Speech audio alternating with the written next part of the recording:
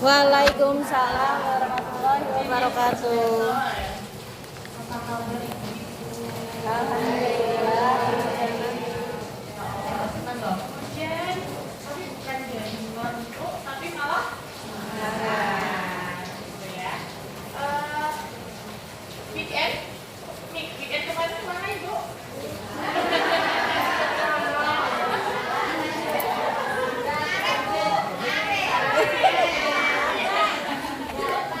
Ini dikumpulin Pak Lurah jadi istirahat sebentar dulu. Nah, sambil istirahat sebentar, dikumpulin dengan Pak Lurah, apalagi tadi di info mau ada pembagian apa? Beras gitu. Yang dapat ya Bapak nih. Yang dapat alhamdulillah, yang nggak dapat tetap disyukuri. Termasuk ini hujan, insya Allah bisa membawa berkah. Gitu. Nah, Ibu, ini kami di sini dari Otoritas Jasa Keuangan. Perkenalkan, saya Tika dan itu ada Mas Indro. Nanti kami berdua akan sharing ya, sharing terkait dengan keuangan.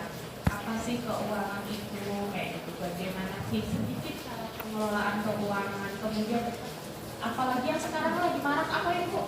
Pinjaman online ya kan, pinjol, apa tuh itu pinjol. Habis itu ada lagi judol gitu kan, ya. Kan kalau judol itu kan juga sekarang menurut saya banyak anak-anak kita, keponakan yang mungkin masih umur produktif ya, kok sudah gampang banget terjerat itu gimana, dan efeknya judol ke pinjol itu apa sih? Dari mana kok bisa keterkaitannya kayak gitu kan? Nah, ini saya nanti sedikit bersama dengan Mas Indro kita akan sharing. Sebelumnya kami ini dari Otoritas Jasa Keuangan, mungkin ibu-ibu ada yang tahu Otoritas Jasa Keuangan itu apa? Ya, yang ini di sini Otoritas Jasa Keuangan itu kalau boleh cerita flashback ke belakangnya itu tuh berasal dari dua instansi. Dan kalau dulu ceritanya pengawasan perbankan itu ada misalnya BRI, kemudian BPR, itu kan pengawasan ada di Bank Indonesia. Kemudian kalau misalnya lembaga jasa keuangan yang lain itu kayak ada asuransi, pasar modal, itu diawasi oleh bank LK di bawah Kementerian Keuangan.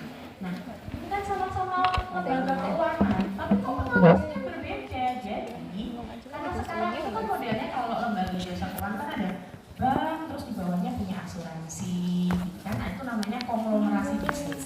Karena ada konglomerasi bisnis, kok penguasanya nggak dijadiin satu aja, gitu kan? Kayak misalnya, biar gampang koordinasinya, biar kalau ada masalah itu lebih cepat untuk pemecahan masalahnya.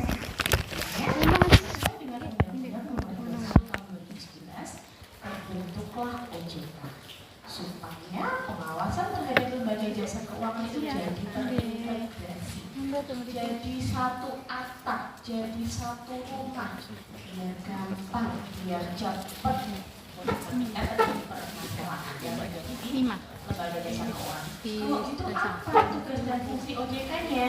Kita lihatnya 3M: mengatur, mengawasi, dan melindungi. Mengawasi siapa, Mas? Nah, mengatur dan mengawasi itu lembaga atau sektor jasa keuangan. Siapa aja sih gitu? Sopo atau perigi, gitu kan? Nah, itu ada 3. Kita bagi 3 besaran. Yang pertama ada perbankan, kayak yang tadi saya sebutkan. Ada Bank Umum dan juga BPR.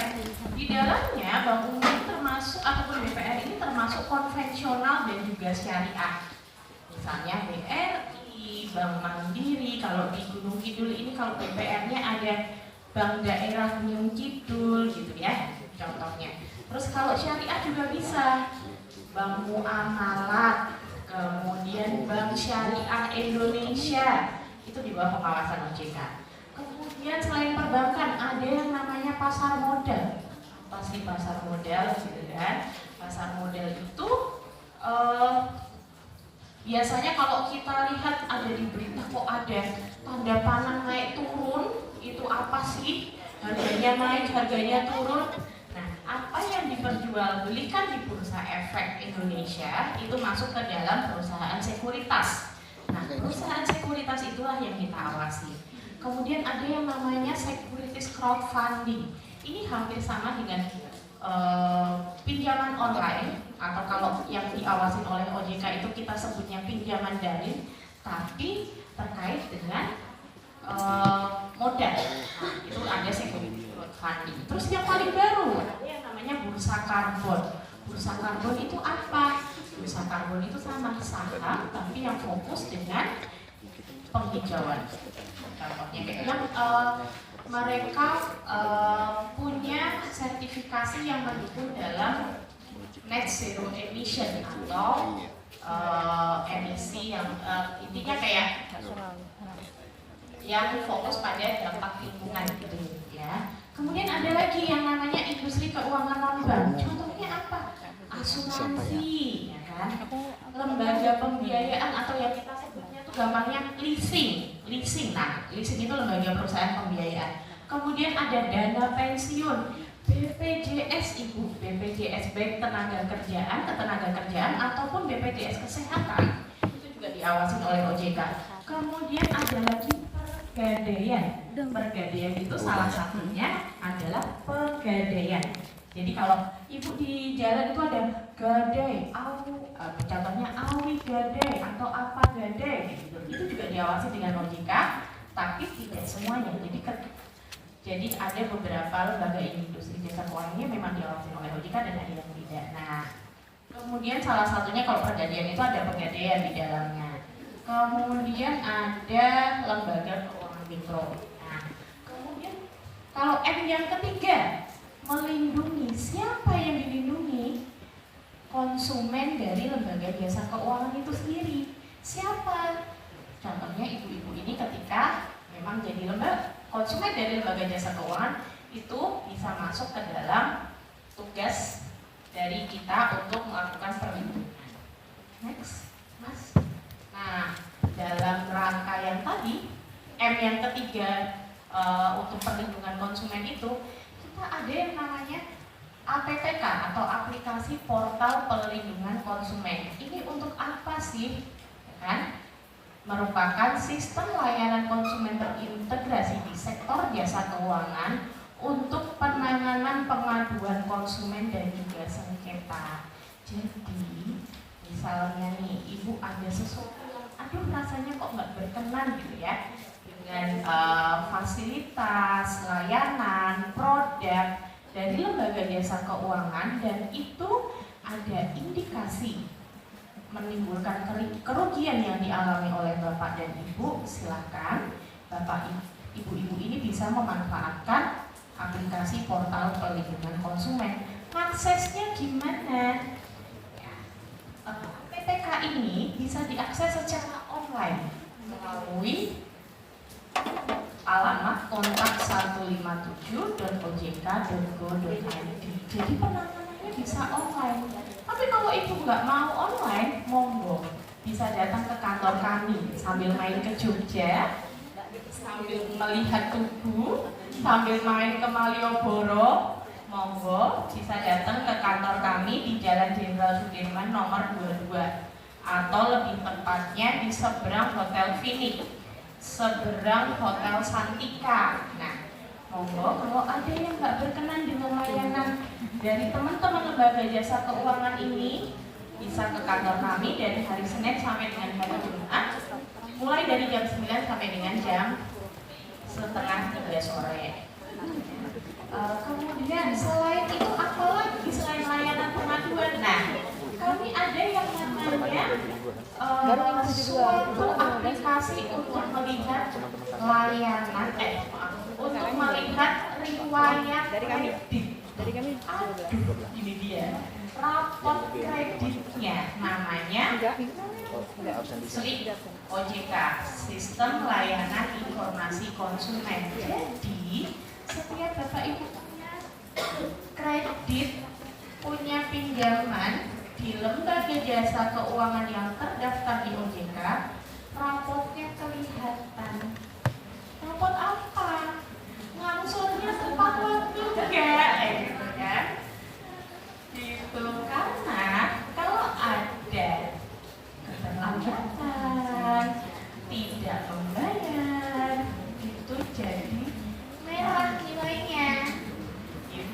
kalau di sistem layanan informasi konsumen atau kita sebutnya SIP OJK ini, itu rapotnya nilainya 1 sampai 5. Tergantung dari lembaga jasa keuangan, karena setiap lembaga jasa keuangan punya kriteria angkanya sendiri-sendiri ya. Tapi rata-rata dari angka 1 sampai 5. Yang paling berat yang mana? 1. Jangan, wah nilaiku 5, berarti oke apa? 1 itu artinya lancar, sampai dengan terakhir itu 5 macet. Jadi cari yang nomor 1, cari yang angka 1 dengan cara apa? Lancar dan tepat waktu untuk melakukan pinjaman. Nah, emang itu efeknya apa sih? Gitu kan? Kalau rapotku 5, nilainya elek, itu efeknya apa? Efeknya ketika ibu nanti mau mengajukan pinjaman kembali menjadi salah satu bahan pertimbangan. Loh, pinjaman yang kemarin aja nggak lancar, wegah bayar, gimana caranya aku gelem kan gitu kan? Sama kayak bapak ibu, sama kayak ibu. Lu punya temen yang pinjem, ditagih susah, mau minjemin lagi bukan? Nah, gitu. Sama kayak bank, sama kayak lembaga jasa keuangan. Aku meh ngutang, aku tak tagih wae kalau mau nengnya utang kan gitu kan? Ketika ibu mau meminjam, ketika kita next lagi, nah, yang perencanaan keuangan.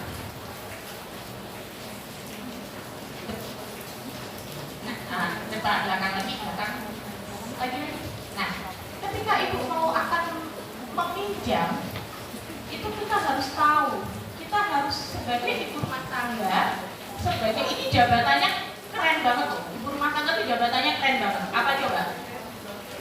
Kayak setingkat Ibu Sri Mulyani, Menteri Keuangan, sama, ya kan? Cuman bedanya Bu Sri Mulyani di Jakarta, ibu-ibu di Gunung Kidul. Nah, sama jabatannya. Makanya ibu-ibu harus pandai mengelola keuangan. Kalau Bu Sri Mulyani keuangan negara, ibu keuangan keluarga, gitu kan? Nah, kayak tadi, ibu mau pinjem nih, ibu mau pinjem. Jadi dari pendapatan setiap bulan, baik ibu ataupun pendapatan keluarga lah, ibu dan suami sebagai Menteri Keuangan bisa yang namanya mengelola keuangan. Contohnya nih Bu, kan tadi ada cicilan ya, ibu mau ngambil, aku mau ngambil kredit lagi gitu. Tapi ibu harus punya batasannya. Jangan utang meneh, bayar utang, utang meneh lah. Hidupnya dari hutang. Jadinya enggak tenang, ya kan gitu. Contohnya gini nih, tips perencanaan keuangan. Ini contoh dari kami ya Bu, tapi otomatis harus disesuaikan dengan kemampuan dan juga kebutuhan. Contohnya, setiap pendapatan keluarga yang kita terima, kita harus menyisihkan dulu untuk sedekah itu 10%-nya. Kalau misalkan makan, 2,5% deh. Kemudian saving, nabung, kita harus nabung, monggo bentuknya apapun. Tabungan bisa, apalagi sekarang ada yang namanya tabungan emas kan gitu ya. Atau kalau itu ya mungkin ada beberapa yang lebih suka beli perhiasan emas karena tabungannya dalam bentuk monggo. Tapi bentuknya untuk saving itu dari 20% pendapatan yang Bapak Ibu terima. Kemudian ada cicilan atau kredit, maksimalnya cuma 30%. Jadi kalau misalnya pendapatan keluarganya itu 1 juta, boleh kredit atau angsuran kredit setiap bulannya maksimal 300.000. Mau 1 tempat, mau 2 tempat, 300.000 itu maksimal untuk kredit. Itu sudah termasuk bunganya ya Bu ya. Jangan 30% ternyata cuman pokoknya aja. Bunganya belum kehitung. Nah, nanti akan mengurus dari, akan mengambil ininya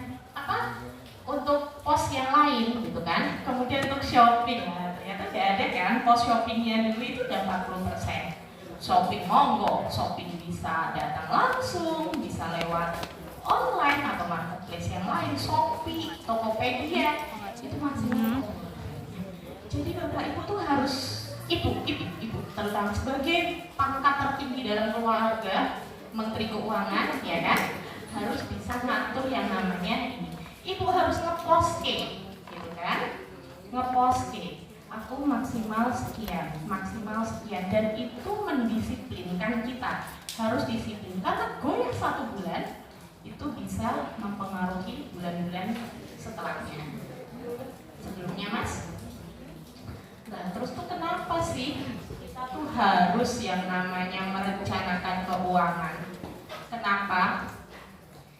Yang pertama adalah karena kita tuh nggak tahu siklus kehidupan kita tuh nggak ada yang tahu. Kita sudah merencanakan A, ternyata kita mendapatkan kondisi yang B. Alhamdulillahnya kalau kita diparingi sehat, suami kita diparingi sehat, anak-anak kita diparingi sehat, tapi kita bisa jadi suatu saat kita menjadi usia yang non produktif. Usia yang non produktif itu apa?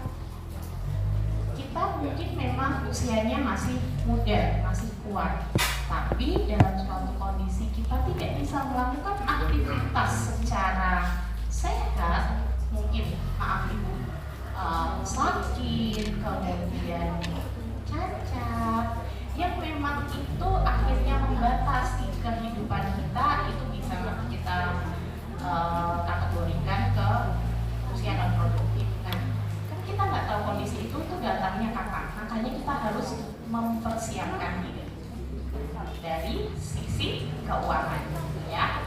Kemudian yang kedua, kondisi inflasi. Kita tahu inflasi di setiap negara itu kan fluktuatif, bisa naik, bisa turun. Ketika kondisi inflasi naik, harga-harga naik. Yang tadinya ibu mencadangkan uang 100.000 itu bisa beli beras, gula, tepung atau apapun, atau 3 item misalnya, sekarang cuma bisa 2 item. Nah, kalau kita tidak mencadangkan keuangan kita untuk mencukupi kehidupan Tuhan yang satu ini, kita nggak punya cadangan. Jadinya karena kondisi yang tidak stabil, yang tidak bisa kita prediksi, dan yang kedua kondisi itu yang menyebabkan kita harus yang namanya punya perencanaan keuangan, punya yang namanya tabungan, punya yang namanya cadangan keuangan. Dari mana? Balik lagi keuangan.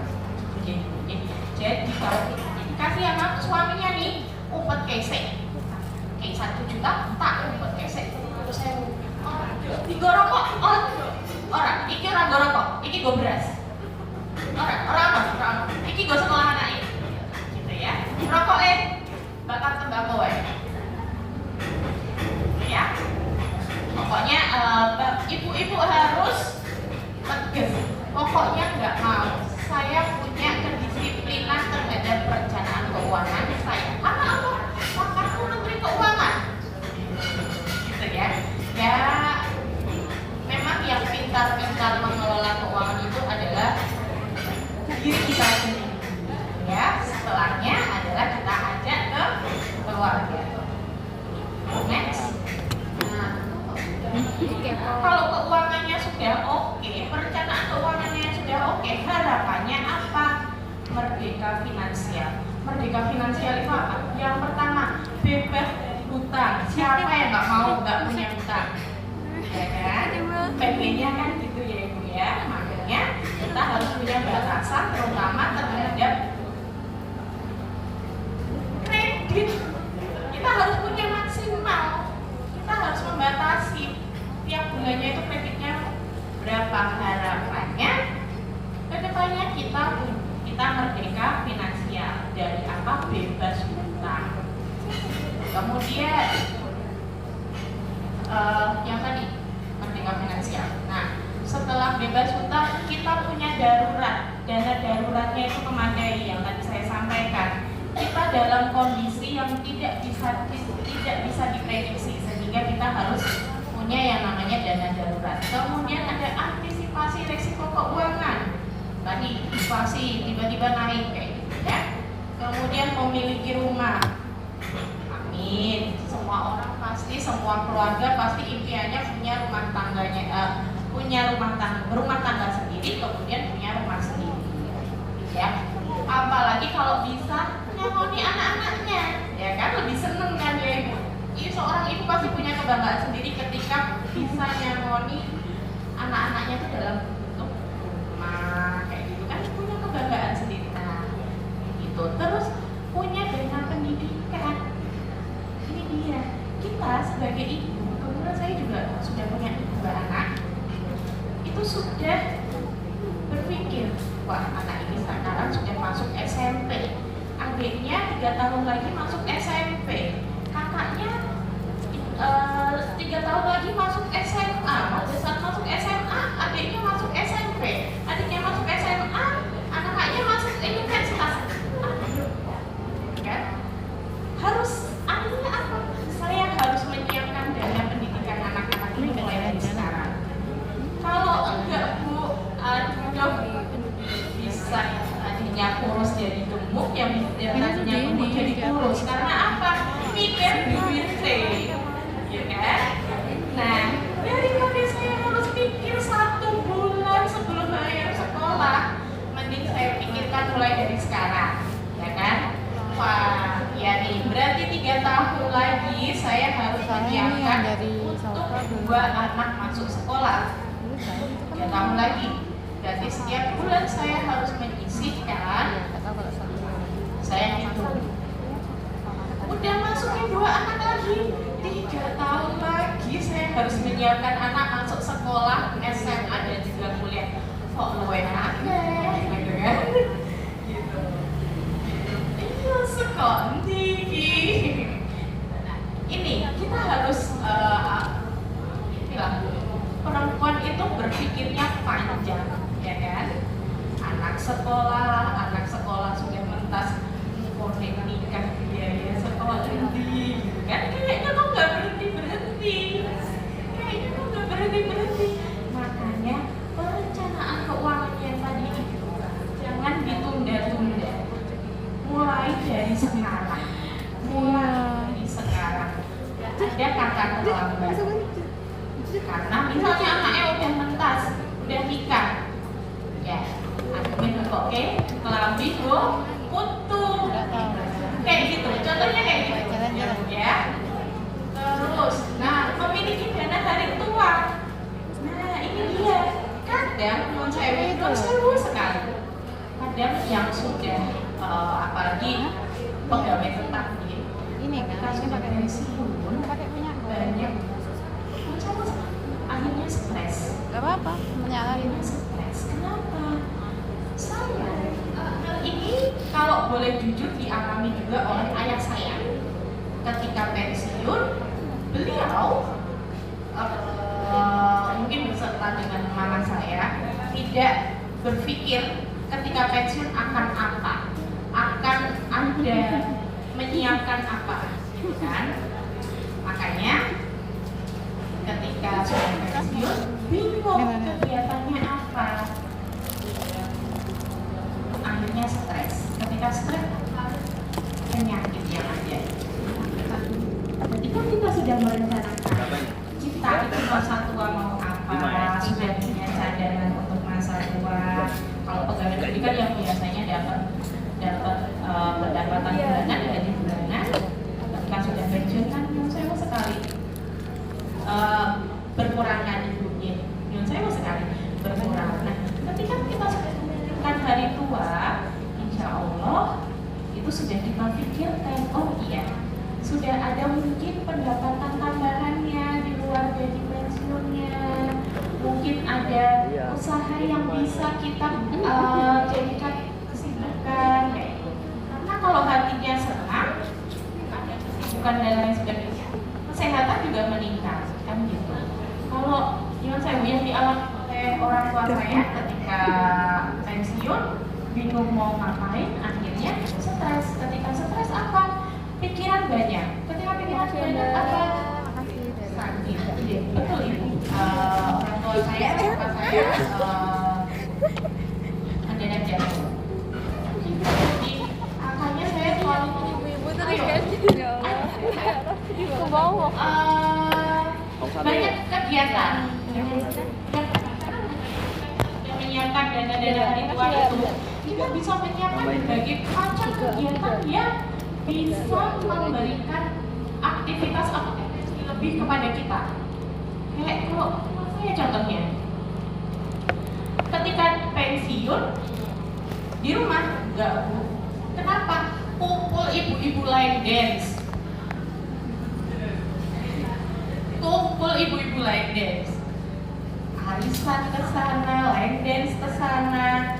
Line dance seragam, beli seragam keluarin duit, tapi karena mungkin sudah berpikir lebih, ada dana yang memang beliau ini siapkan. Senang, saya juga bilang nggak apa-apa mah, daripada di rumah mama malah nggak ngapa-ngapain, jadinya alhamdulillah pingunnya jadi meningkat kan. Jadi kan dana-dana yang sudah kita siapkan pada saat kita muda ini siap, insya Allah keluarnya itu kita jadi bahan sebenarnya kan gitu. Next. Oh ya, ini Bu, sedikit terkait dengan kok sekarang OJK ini ngapain sih ngomongin keuangan kan? Ini berhubungan dengan indeks literasi dan juga indeks inklusi. Indeks literasi itu apa? Literasi itu kepemahaman atau seberapa besar sih kita paham, kita tahu terkait dengan lembaga jasa keuangan. Kemudian yang namanya inklusi adalah seberapa besar kebermanfaat atau seberapa banyak masyarakat Indonesia itu mengakses atau mempunyai layanan jasa keuangan. Nah, di Indonesia itu literasinya ada 66,46%. Artinya dari 100 orang hanya 66 orang saja yang tahu terkait dengan lembaga jasa keuangan. Kemudian itu ada 80,51, artinya dari 100 orang Indonesia hanya 80 orang saja yang punya akses keuangan.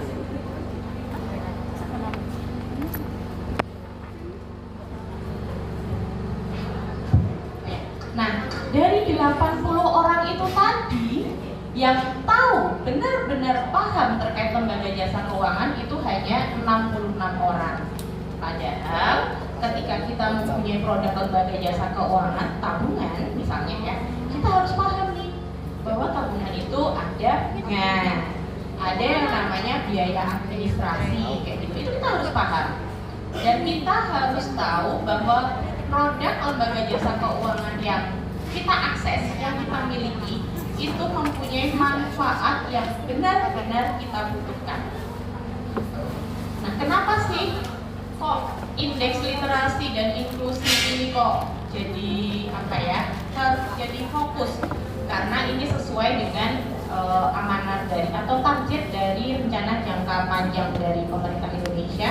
Kalau di tahun Indonesia Emas itu berarti 2045, target inklusi penduduk Indonesia adalah 98%. Artinya hampir 100% penduduk di Indonesia itu harus punya produk dari lembaga jasa keuangan.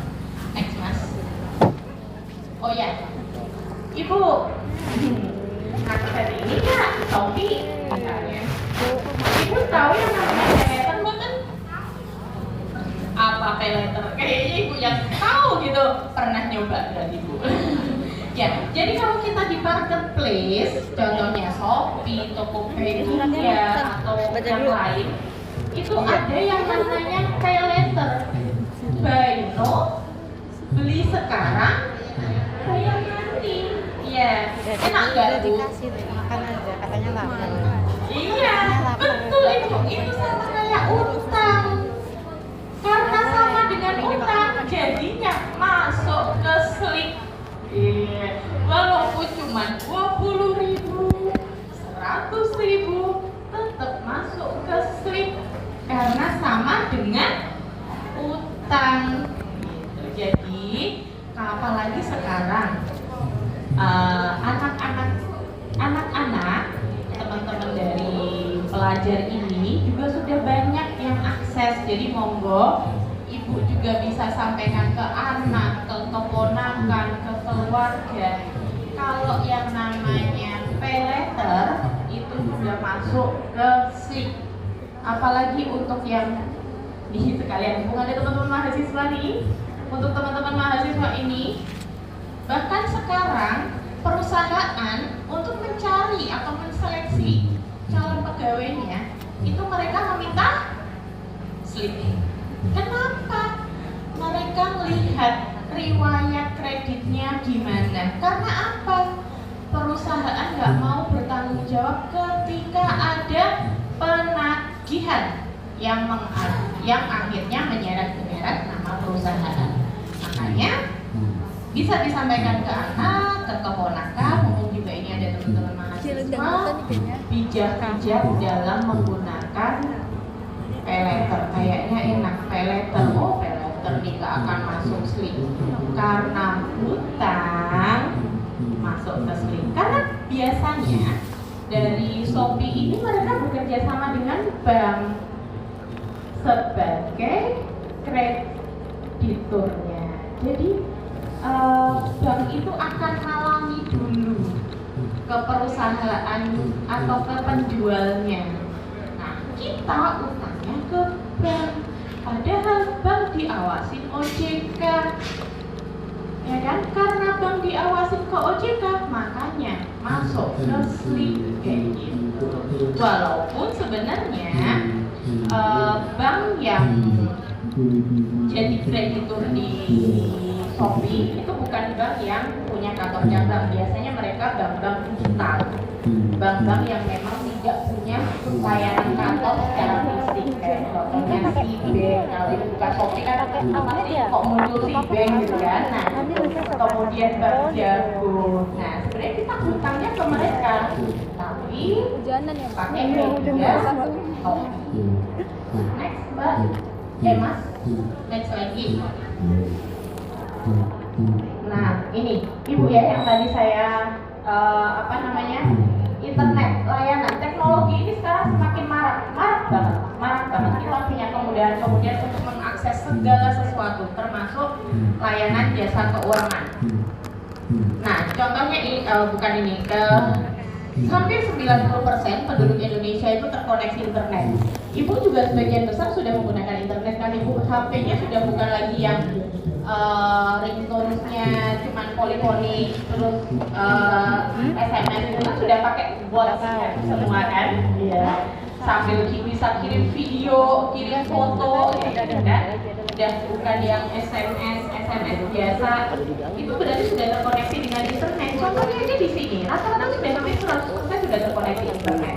Kalau seluruh Indonesia berapa? 80%. Tingkat penetrasinya ada 79,50. Penggunanya semakin meningkat dari tahun ke tahun. Di tahun 2004 ini aja sudah tadi 80%. Apalagi di tahun 2025 pasti akan ada peningkatan lagi. Next, Mas. Nah, dampaknya apa? Akhirnya penipuan online ini juga semakin marak, semakin tidak terbentuk, semakin mereka modusnya banyak sekali, sangat banyak sekali. Contohnya akun Shopee diambil alih penipu, kemudian berkedok tuduhan pelanggaran karena materi ulasan di Shopee, ya kan? Mau belanja melihat ulasannya, ternyata ulasannya pun juga mungkin bukan ulasan yang sesungguhnya gitu kan ya. Kemudian ada penipuan online sepeda listrik dan lain sebagainya. Next, Mas. Nah, otomatis dari dampak teknologi semakin berkembang ini, kerentanan terhadap keamanan datanya juga semakin rentan. Sehingga Bapak Ibu juga harus berhati-hati, jangan sembarangan untuk ngasih data pribadi. Misalnya nge-share foto-foto KTP kemana saja. Itu hati-hati. Apalagi kalau sampai diminta Udah. Oke, next. Contohnya apa? Ada yang namanya social engineering atau kita bilang socek. Itu apa? Biasanya dia akan menarget dari sisi psikologis si korban. Contohnya apa? Ibu pernah dengar cerita tiba-tiba ada saudara, ada teman yang ditelepon oleh si penipu, mohon segera ditransfer sejumlah uang. Oh, mohon maaf, bukan itu modusnya.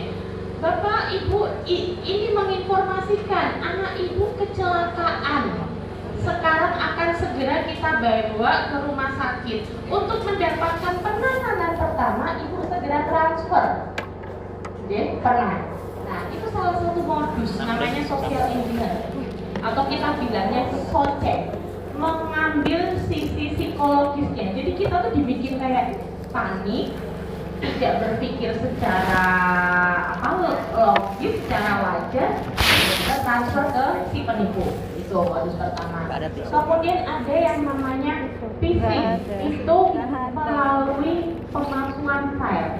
Pernah dengar tiba-tiba di WA undangan pernikahan yang belakangnya ATK. Jadi file secara soft file dikirim ke WhatsApp, ke WA ibu-ibu, kemudian di belakangnya ada ATK, .atk. Itu biasanya ada undangan pernikahan, kemudian ada tagihan. Mau gelas apa buku? Ketika kita buka file itu, ternyata dia mengambil Ini atau ini? informasi data pribadi kita yang ada di handphone. Padahal di handphone itu kan banyak data ya Bu ya. Apalagi kalau yang punya mobile banking, ada password, ada username, ada. Itu makanya kenapa kok kita tuh nggak tahu apa-apa, nggak menginformasikan data ke siapapun, tapi kok ada yang tahu terkait data kita gitu ya. Terus ada yang namanya card tracking, itu kayak kalau ibu mungkin pernah dengar kok kayak ada yang bandel ya kalau kita mau masukin kartu ATM-nya. Boleh loh ibu-ibu ini kalau mau ngambil ATM, luangkan waktu 1 menit untuk ngecek lah di lubang slot kartunya itu ada yang mengganjal atau enggak. Boleh. Itu yang namanya card tracking. Terus ada yang namanya skimming. Skimming itu pencurian informasi dengan menyalin data di enkripsi. Terus gimana sih biar ini satu lagi impersonation itu berpura-pura jadi pihak resmi di suatu lembaga jasa keuangan. Dia telepon pura-pura dari jadi customer service-nya di suatu bank atau instansi tertentu di pemerintah yang meminta korban untuk menginformasikan data pribadi. Jadi kalau misalnya ada telepon yang meminta informasi data pribadi, mungkin bisa terlebih dahulu lakukan pengecekan. Ya. Kemudian gimana sih caranya agar terhindar? Yang pertama, kita jangan pernah memberikan PIN Ibu, Bapak Ibu, PIN ATM yang kita punya pada siapapun. Kemudian yang kalau di belakang kartu itu ada 3 angka, itu juga jangan diberikan. Termasuk kartunya yang 16 digit angka itu juga jangan diberikan.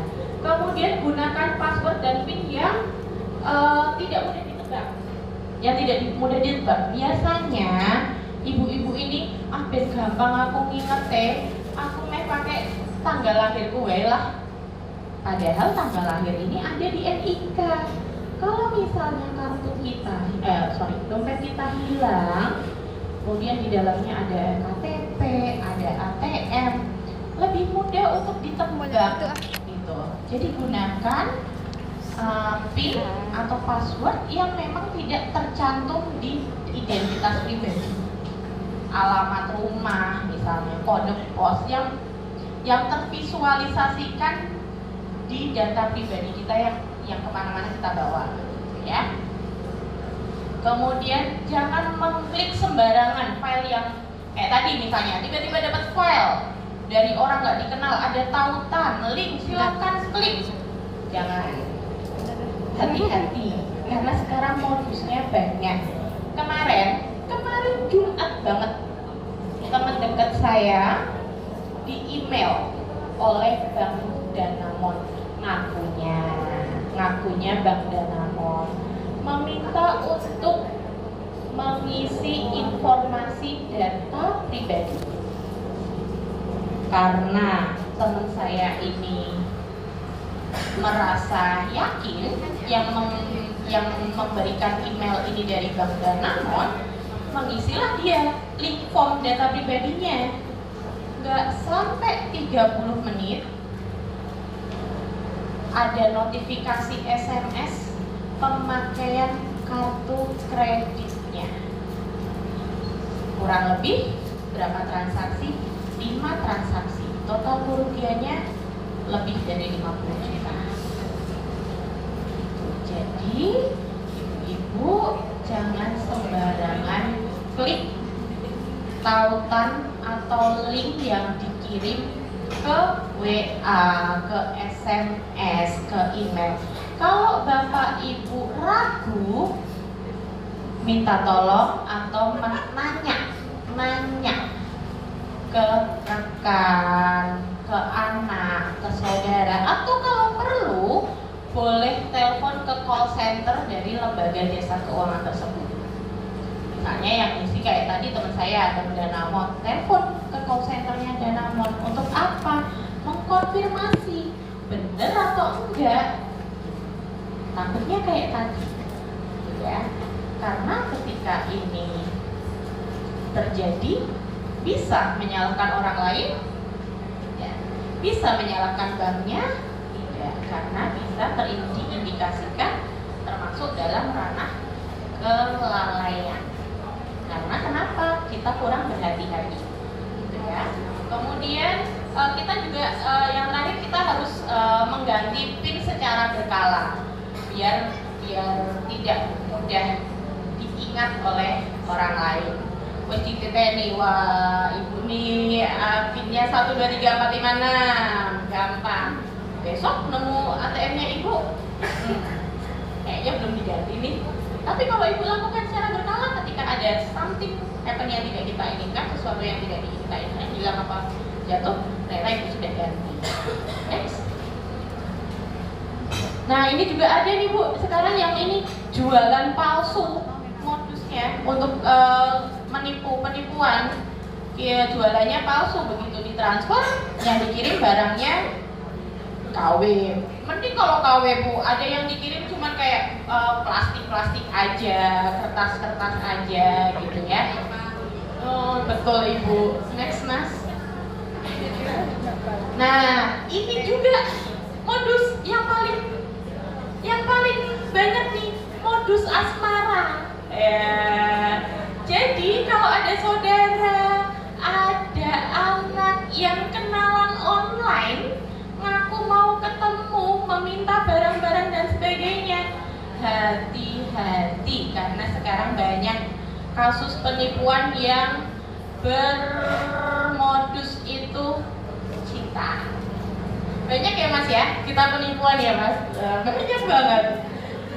Minggu lalu ini kalau kita cerita banyak ya mas ya, mungkin kita sharing case aja gitu ya bu, jadi ibu paham aku kudu ngapain gitu kan. Kebetulan saya pas lagi di layanan pengaduan, mas masih muda, mungkin mahasiswa terakhir, ngadu, mbak saya ditipu. Kenapa? Saya kenalan lewat aplikasi online. Apa namanya mas? Tinder ya? Lewat aplikasi Tinder, janjian ketemuan di X. Janjian di wilayah Jogja di X. Nggak ketemu, bilangnya, mas aku dibantu dong, ikiku misalnya waktu itu ceritanya ada masalah di sepeda motornya, nggak bisa ketemu karena ada rusak, dibantu biar bisa ketemu, dikirim karena sudah tertarik, sudah ada jatuh cinta pada saat chat online itu, sudah percaya. Akhirnya meminta A, meminta B untuk mengirimkan sejumlah uang dulu, mengirimkan berapa, tadinya cuma sedikit, lama-lama jadi gede. Ada lagi yang mungkin menceritakan kondisi keluarganya yang butuh bantuan, kayak gitu. Banyak. Itu kita sebut sekarang cloud scam namanya. Itu modus banyak sekali kayak gitu. Nggak cuma 1 atau 2 case yang mengadu ke kita, banyak. Bisa kita bantu penyelesaikan? Tidak, itu sampai sekarang enggak, karena yang nanti kita akan cerita di selanjutnya, Mas. Next. Ini aja mungkin ke yang IAST kali ya.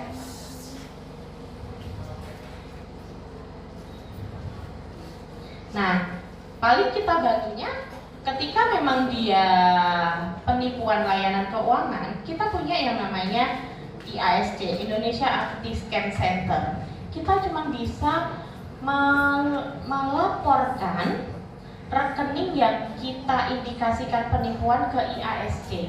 Tujuannya untuk apa? Kita lakukan pemblokiran kepada rekening penipu tersebut.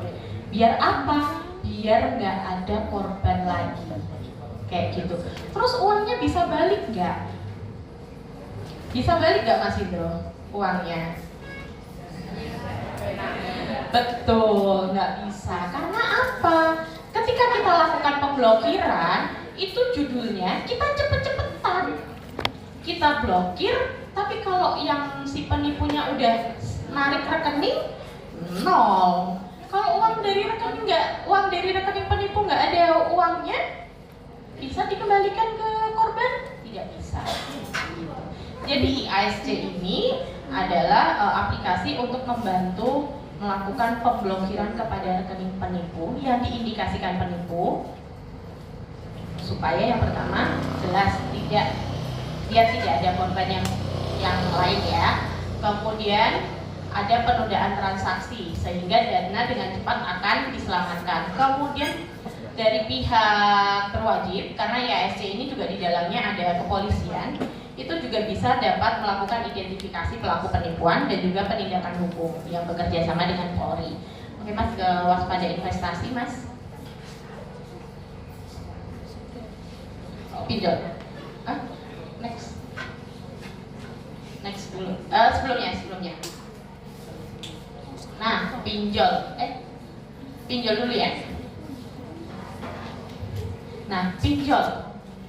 Kalau OJK, lembaga jasa keuangan pinjol yang diawasin oleh OJK itu kita sebutnya Pindad atau pinjaman daring. Saat ini kita cuma sekitar 96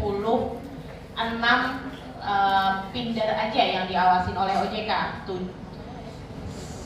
7 diantaranya adalah syariah, sedangkan sisanya konvensional. Nah, kalau yang pinjol, yang ilegal, mereka itu beriklannya di media sosial itu gencar sekali.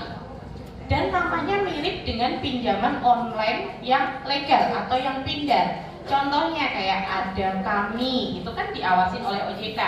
Nah, yang ilegal itu hanya terpaut di spasinya aja. Kalau yang diawasin oleh OJK itu ada Kami tanpa spasi. Kalau yang ilegal itu ada spasi Kami. Jadi mungkin ibu-ibu harus sering ngecek ya. Kemudian yang kedua itu penawaran banyak banget melalui WA atau SMS. Jadi kayaknya tuh banyak banget, sering banget gitu kan. Terus modus langsung transfer ke rekening, tiba-tiba muncul nih, ada notifikasi uangnya nambah padahal nggak mengajukan kredit. Nah, bisa diasumsikan dia yang ilegal. Kemudian yang keempat, penggunaan foto selfie dengan KTP yang tadi saya informasikan. Jangan gampang berikan KTP, apalagi kalau sampai dengan meminta foto selfie. Next.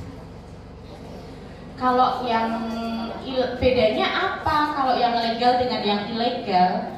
Kalau yang legal atau yang pindar itu tadi pasti diawasin oleh OJK. Kalau yang legal itu enggak. Kemudian terkait dengan bunga, denda, kemudian itu diawasin ada batasannya. Kalau OJK tuh yang diawasin oleh OJK tuh yang pindar ini ada batasannya. kita ada ketentuannya yang mengatur maksimal dendanya berapa, bunganya berapa, itu diatur. Tapi kalau yang ilegal tidak ada aturannya, jadi terserah mereka mau didendakan 10% dari plafon atau berapapun, karena nggak ada yang mengatur, mereka bisa suka-suka menentukan. Kemudian untuk aksesnya gampang banget untuk yang ilegal. Tapi kalau yang legal itu lebih terseleksi ya, lebih terseleksi. Kemudian akses di handphone. Kalau yang ilegal itu bisa mengakses semua fitur di handphone ibu-ibu. Tapi kalau yang pindar cuma 3 aja akses yang diperkenankan: kamera, mikrofon, dan location. Kita sebutnya camilan.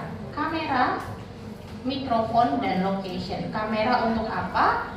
Untuk berinteraksi dengan lembaga ibu ambil foto selfie itu menggunakan kamera. Kemudian mikrofon, ketika ditelepon ibu bisa ditelepon. Kemudian location itu bisa dideteksi ibu berada di wilayah mana. Kemudian terkait dengan penawaran produk, kalau yang pindar itu hanya boleh melalui jalur pribadi.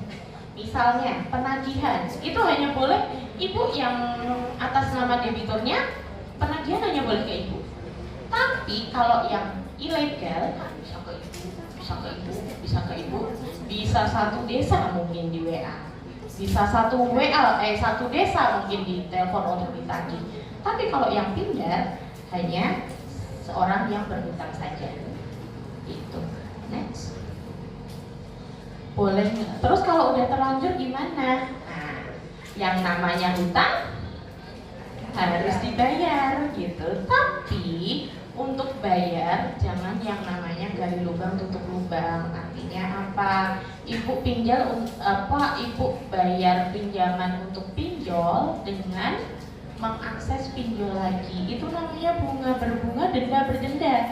Itu yang bikin kenapa akhirnya kok jadi kenapa sih orang yang terjerat pinjol itu kok jadi kayaknya tagihannya gede banget gitu kan? Karena dendanya semakin banyak, bunganya semakin banyak. Kenapa? Karena yang tadi saya sampaikan, kalau yang ilegal itu tidak ada ketentuan yang mengatur terkait denda dan juga terkait dengan bunganya. Jadi mereka bisa ya udah kasih berapapun yang mereka mau, yang menurut mereka itu bisa menutup resiko dari uang yang dijadikan pinjaman, ya mereka akan mengambil bunga sebanyak-banyaknya atau setinggi-tingginya dan denda yang setinggi-tingginya terkait dengan keterlambatan. Itu kenapa akhirnya jadi kayak bola salju yang menggelinding makin besar gitu kan. Yang tadinya cuma pinjaman 1 juta, kenapa tagihannya bisa tiba-tiba 50 juta? Karena itu dendanya besar, bunganya besar, ditambah biasanya yang sudah mengakses pinjol karena kaget, loh kok ternyata tagihannya jadi segini, saya harus membayar sejumlah segini. Dia mengambil jalan pintas dengan mengajukan ke pinjol yang lain. Kemudian jangan yang tadi, otomatis ketika akan melakukan atau penyelesaian, usahakan tidak untuk mengakses pinjol ilegal lainnya. Coba bicarakan dengan ini ya, keluarga. Kemudian laporkan terkait ke Satgas Pasti. Satgas Pasti itu Satuan Tugas Penanganan Aktivitas Ilegal, yang itu di dalamnya ada Otoritas Jasa Keuangan, Bank Indonesia, dan juga ada kalau nggak salah sekitar 16 kementerian, tapi mungkin sekarang akan ada update karena ada di zaman Pak Prabowo ini kementerian semakin banyak. Jadi di dalamnya ada kepolisian, ada kejaksaan, ada kementerian dari koperasi, kementerian UKM. Nah itu masuk ke yang namanya Satgas Pasti. Tujuannya untuk apa? Penanganan terkait dengan aktivitas-aktivitas ilegal itu. Kemudian yang terakhir adalah laporkan penagihan yang tidak beretika. Jadi kalau ada penagihan yang kayaknya kok nggak sewajarnya hingga melakukan pengancaman, itu bisa dilaporkan. Karena untuk pinjaman yang pinjaman online yang diawasi oleh OJK atau Pindad itu tidak boleh melakukan penagihan yang tidak beretika. Next, Mas. Nah, ini video terkait dengan modus kejahatan keuangan digital. Mungkin untuk gambaran Bapak Ibu ya, silakan.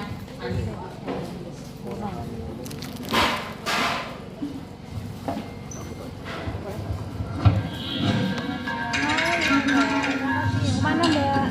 Ada sudah diundang. Ada agenda. Oh iya. Makasih sudah diundang ya. Makasih banyak ya Mbak udah datang, Mas. Makasih ya. Makasih ya Mas udah datang.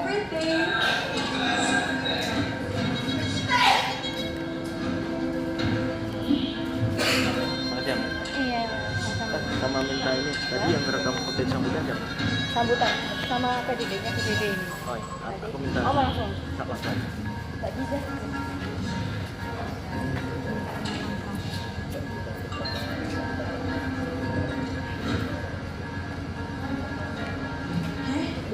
Where does yours come from? Bentar, Mama. Bentar, Mama. Ini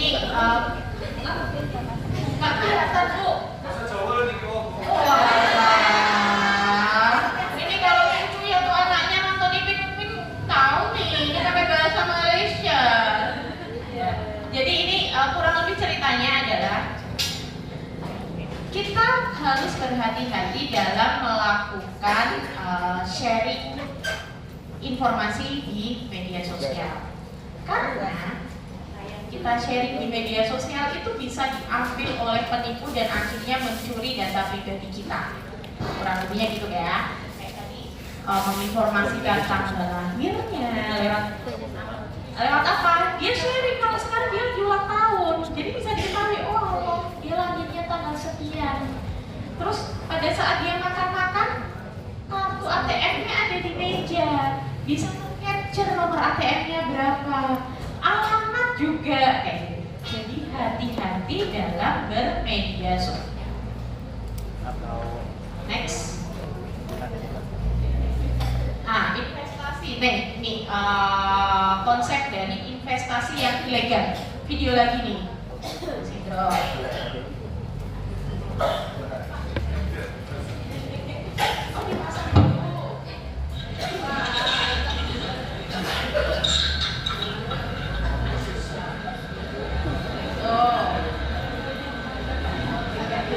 Ya, ngasih Coca-Cola 1 kaleng. Ditukar sak botol, Bu. Ya, terus dia iseng lagi masukin ke makanan.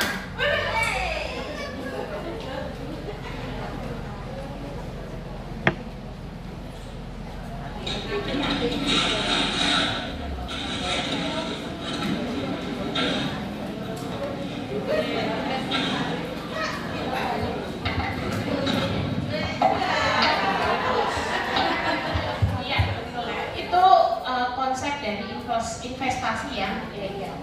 Kita dibikin tertarik, ya kan?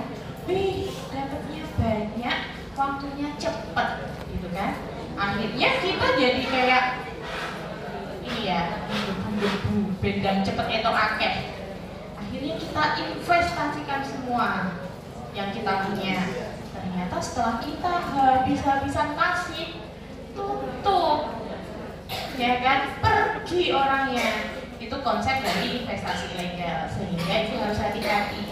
Nah terus kalau aku mau investasi aku piye? Kita cek dulu nih ciri-ciri investasi yang ilegal. Yang pertama menjanjikan keuntungan yang nggak wajar.